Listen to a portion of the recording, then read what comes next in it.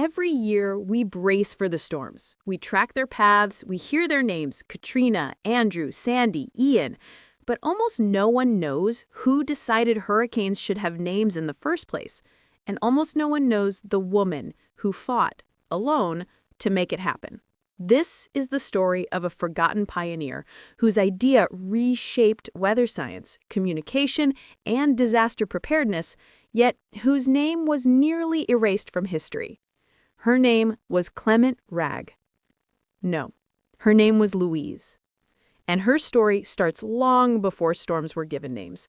For centuries, hurricanes weren't Katrina or Maria, they were the 1926 Miami hurricane, or the Great Galveston Storm of 1900, or simply that terrible one that hit last fall. Vague, confusing. A radio broadcast might warn of a tempest brewing in the Atlantic, but which one? The one near Florida? Or the other one churning towards the Caribbean?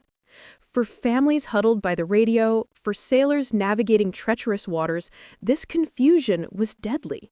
Meteorology was a growing science of charts and isobars, but storm communication was chaos. And into that chaos entered a woman whose clarity changed everything. Louise Wilson was a young, brilliant stenographer working for the U.S. Weather Bureau in the early 20th century. Not a meteorologist, not a scientist, just a woman with a sharp mind and a front-row seat to the daily confusion. Her job was to type the very reports that baffled the public. She watched forecasters scramble to talk about multiple simultaneous storms. The storm northeast of Barbados versus the storm moving south of Hispaniola. She saw the crossed wires, the delayed telegrams. People misunderstood. Warnings arrived too late. Lives were lost. And in the middle of all this technical jargon, Louise wondered, what if storms had names? Simple, human, distinct.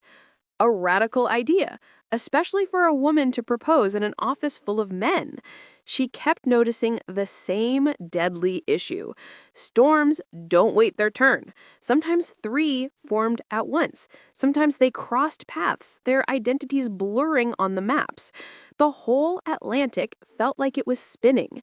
While the men around her argued over complex alphanumeric codes and technical designators, she saw something they didn't, the human element. You can't tell a family to evacuate from System 7B, but you can warn them about Hazel. Clarity saves lives. She proposed it quietly at first. Let's give storms short, memorable names. Just one word, one identity. Her colleagues dismissed her. Hurricanes aren't people. It's unscientific. This is serious work, miss. Her idea was waved away, a footnote in a forgotten meeting, until a war forced the world to reconsider.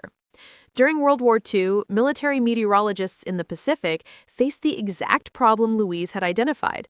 Tracking multiple typhoons was critical for the safety of ships and planes. In the heat of the moment, with lives on the line, they started informally naming storms after their wives and girlfriends. It wasn't scientific, it was practical. It worked. That informal military practice proved Louise right. After the war, the idea gained traction. In 1953, the U.S. Weather Bureau officially began using a list of female names for Atlantic hurricanes. The system was refined again in 1979 to include male names. Today, the practice is a global standard. And while the official credit often goes to others, the simple, life-saving insight belongs to a woman who saw the people behind the pressure maps.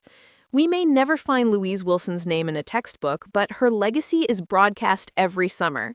It's in every warning that is clearly understood, every family that evacuates in time. Her idea wasn't just about naming the wind, it was about giving clarity a voice in the storm. Stay curious. This is Unremarkably Remarkable.